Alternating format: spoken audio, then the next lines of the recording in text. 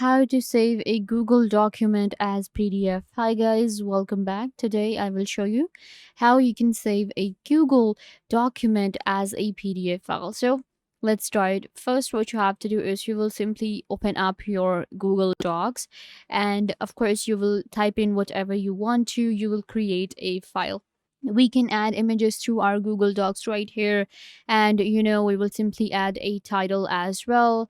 So after that, what you have to do is simply, once you're done with the document, and let's say that this is my writing, this is my story, and I want to save it as a PDF. What you have to do is you will simply check the menu right here. You will find all of the options. Go to File, and when you go to File, you will see Document right here. And in document, we get all of these different options, such as, docs and text, and then we have PDF document.